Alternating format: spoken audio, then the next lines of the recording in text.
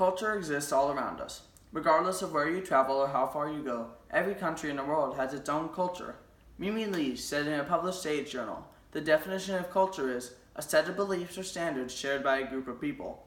Workplaces, schools, cities, regions, countries, and more have their own cultures. Culture defines us all, how we think, behave, and interact. Travel and culture go hand in hand since culture changes with location. In examining differences between cultures, the value of travel is apparent. Let's take a look at how culture and education work together. Students prefer different methods of delivery in education. Some prefer audio or visual, and many prefer hands-on learning. Travel is a form of hands-on learning that engages the senses. There is no dispute about the importance of tactile education. These experiences help build problem-solving skills and increase curiosity and motivation, much more than an open your textbooks to page 214 and read chapter 7 type of experience. Culture and education often work together due to the way a society works. It is important to bring up how travel can break stereotypes and false perception. Katie Ford says, when we experience another culture, country, or group of people through the attitude of a stereotype, we're not really doing justice to the experience that's before us. Often we're left with an empty feeling about the thing we've experienced, and we leave a bad taste in the mouths of those we've interacted with. False perceptions and stereotypes are a bad societal habit. When you look at two societies side by side, the differences are easily isolated and recognized. Some societies, namely in Asia, have traditions that can confuse or bewilder Western onlookers. Some of the value of travel is rooted in experiencing these traditions. This chart highlights a contrast between American and Japanese society. Every item depicted in almost every major social area is opposite. Dignity of individuals in America versus human relations oriented in Japan. Individual freedom and not. Transparency and not. Multicultural, monocultural. The list goes on, but travel is the only way to truly experience foreign cultures. Perception is a funny thing.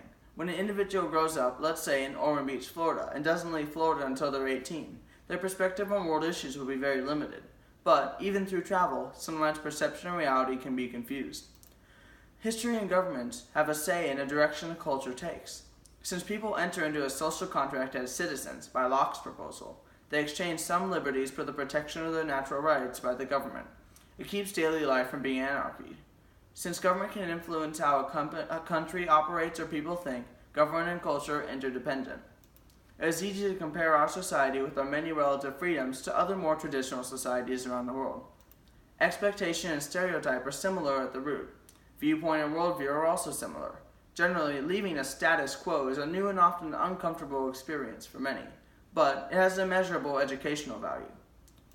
Customs are small quirks that could seem bizarre to foreigners, like how you ask for food or thank someone. Again, I have to draw this contrast with Asia, but customs and courtesies are different all around the world. Being exposed to an environment with poor living conditions or conditions very different from one's own leads to self-reflection and actualization. Not many students have the chance to experience this realization, and it's often life-changing to see how a foreign culture prospers in conditions we might abhor. Traveling internationally early in life can change a student's perspective and worldview. Back to worldview. What is worldview? The Merriam-Webster Dictionary defines it as a comprehensive conception or apprehension of the world, especially from a specific standpoint. Worldview affects students because at younger ages, students have less experiences to shape worldview. If students don't experience other cultures, they have a much narrower perspective on the world. Another vocab word, camaraderie. Camaraderie is defined as mutual trust and friendship among people who spend a lot of time together. Even a 2-week trip would have to, by definition, bring the endeavoring travelers together. Given all of this put together, travel and cultural experiences can change students' worldviews and even their lives. Speaking of students, let's look at a survey of some ACE students in our own ACE program. 88.2% of the 34 responses were in favor when asked, would you be interested in experiencing different cultures?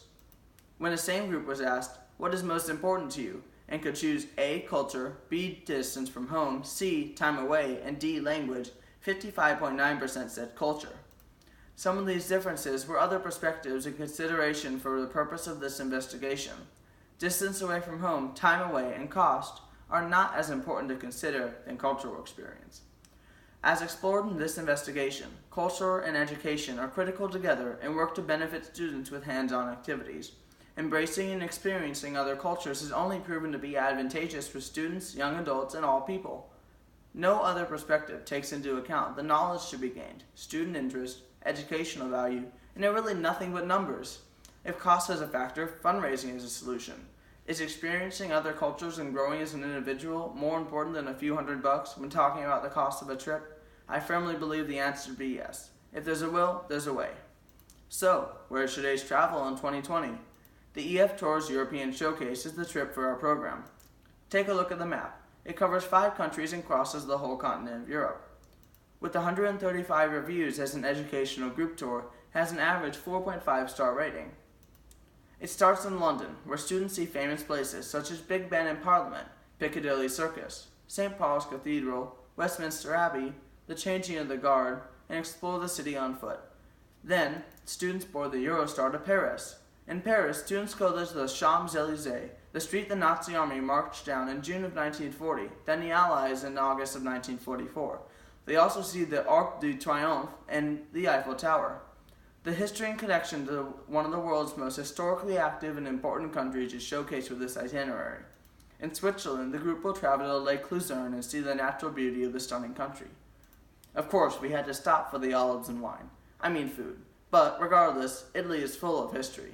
Florence, Assisi, Pompeii, and the Sorrento region all leading to Rome. In Rome, the bad driving is a stereotype in itself. I can personally attest, though. Rome is an amazing city with as much history as any other European capital. The Trevi Fountain, the ancient Roman ruins, and especially the Vatican. Greece is the definition of civilization's development. In Athens, with the Acropolis and many other ancient ruins, students experience the ancient Greek and current Greek culture simultaneously. The trip is 17 to 20 days, depending on options chosen. The cost of this trip is between $3,700 and $4,400, depending on the time of year, number of students, and package options. There are other trips even less than 10 days that have similar price ranges. Thank you for listening to my presentation.